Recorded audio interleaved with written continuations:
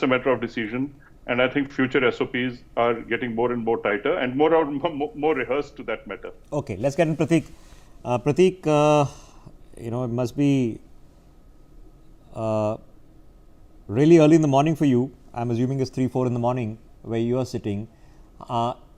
Obviously, now everybody in the world knows what has happened. Some people are deeply interested and care about what has happened, and of course there are a bunch of people. I'm not assuming everybody who's waking up in Los Angeles is worried about what's happening on the LOC, but what's the perception that you're getting? How is it being perceived where you're sitting? So basically, when you look at especially the older British academia on Kashmir, I won't shy away in saying that the old hands, especially that really came out of that memory of India being in India office.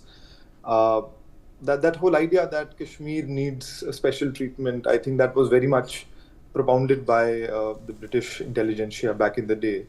But over the last 10 years, as India has begun to assert itself as both strategic and an economic power, there has been a paradigm shift in these perspectives. And let me come back to, I just want to rewind things by 20-25 odd years.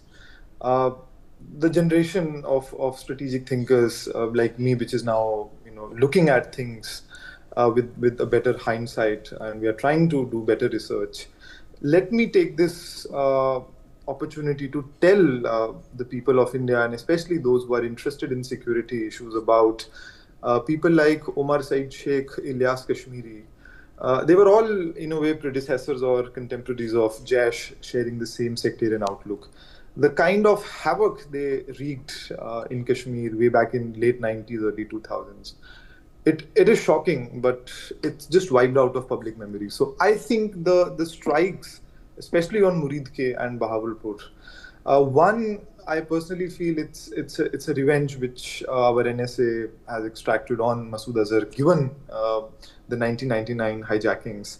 And secondly, how India has been very careful in selecting non-military targets to avoid escalation. So I think the onus of everything, one, lies on Pakistan, and secondly, as I just but let me just pick your brain on that, because after you smash the heck out of them with multiple missile strikes deep into Pakistan, is it a technicality to say that just because we didn't hit military targets is not an escalation? No, it's definitely. I think that the message from Indian side is very clear. And we will wait for the Pakistani side to respond. But I think from the Indian side, the Indian response is not being tempered by what the Chinese think. Because I would say in the last few years, we were talking about two-front war. We were talking about, how the Chinese would come in if we plan something on Pakistan, especially along the IB or deep inside the Pakistani territory, if not PUJK. So this time we've done what serves India's security interests best. I think from the Pakistani side, based on ISPR statements that I've been following for over the last 7-8 years, there's this pattern that they want to have this moral high ground. They want to have this one-upmanship that, okay, if you have struck 9 targets, we'll think of 10 targets. I'm just quoting what the DG ISPRs have been stating over these last few years. So I'm sure they must be up to something, and they'll just come up with some. Okay, so now let's be reasonable. Okay, I mean, misinformation, disinformation, propaganda.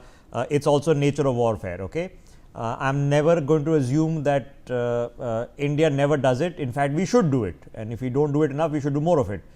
But the Pakistanis do it to the extreme. It's in extremis. I keep mentioning, I couldn't believe this last week to be told by a Pakistani guest that 1971 was a draw. That it was actually it ended as a draw, believe it or not. So they are going to now be claiming that they have shot down 20 Indian aircraft. I think they're already claiming into the foreign press that they've shot down all sorts of Indian aircraft. They probably destroyed a few thousand tanks. bombed Connaught Place. I'm sure they're going to claim a lot of things. Given the reality check that there is enough of an audience in Pakistan will buy it, do you think that this is what they'll do and that's enough? Just the bombast, which is just utter lies, is good enough for them to swallow the embarrassment of what has happened in their failure of arms? So one is, this is, I think, as both General Pannu and previously Mr. Ved said, that this is actually a beginning of a major doctrinal shift. And I think we should be very clear about the fact that sub-conventional warfare is something that the Pakistanis have excelled at since their inception, because terrorism or raids was something that was embedded in the state making itself. And a country like India, which was more confident about its foundations, its national foundations, there was no need to go down to that level. So I think India has excelled. India has continued to build up its conventional capabilities. But can they do anything, Pratik? Because I mean, you and I would love to sit that, okay, today Pakistan is going to have a reality check and a bit of an epiphany. They're going to look at their bank accounts and find that they're empty. They're going to look at their fuel reserves for the Pakistani army and know that they've only got a week, 10 days. They look at the artillery shells which they can't afford to buy because their foreign exchange reserves are $9 billion. I mean, I can think of people who've run away with more money from India than that. So we are hoping that they would think that, listen, we are in a shit show right now, so we need to get rid of all this terror shedder, and think of AI and EVs and space technology, and we need to be thinking of innovation in semiconductors and fabulous and this and that. So we would hope that happens, but these guys even tried to assassinate Musharraf.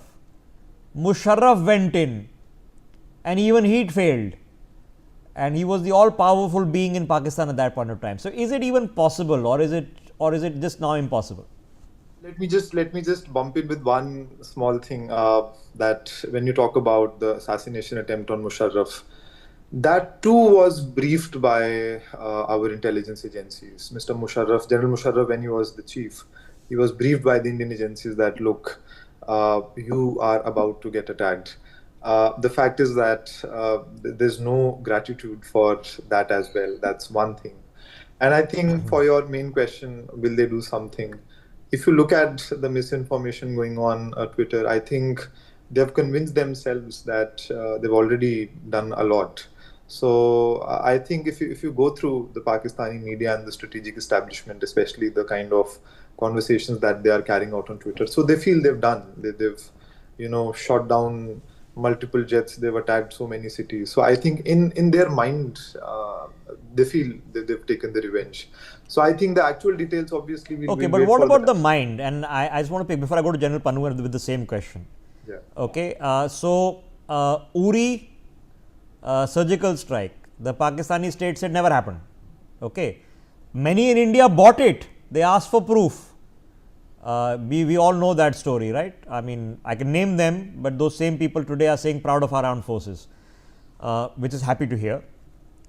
Then in Balakot, they said they dressed the site, and you got to give them credit, for the artistry that they went in, dismantled everything, then took Al Jazeera, New York Times, and BBC and said, look, you killed 2 crows and you injured a couple of pine trees, and then that's it. It never happened.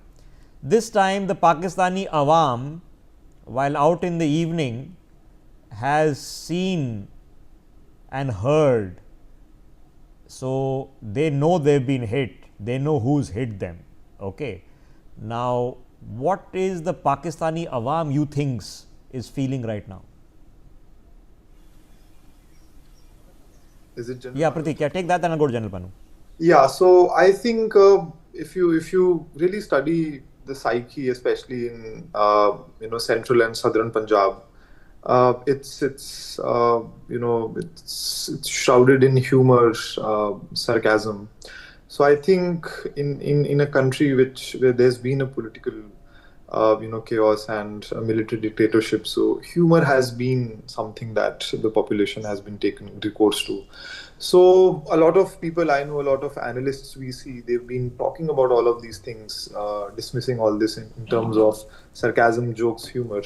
But I think deep down, the point is not about they Yeah, but acknowledging the fact that. Pratik, the guy sitting in the car heading down a highway who suddenly saw flash, boom. I mean, he's not laughing about it. He's pissing his pants. He's never seen something like that before. They've seen terrorism. They've seen bomb blasts. They've seen Balochistan. They've seen trains being smashed. They've seen school children being blown up. Pakistanis have seen a lot of horrid things, but they haven't seen this in a generation.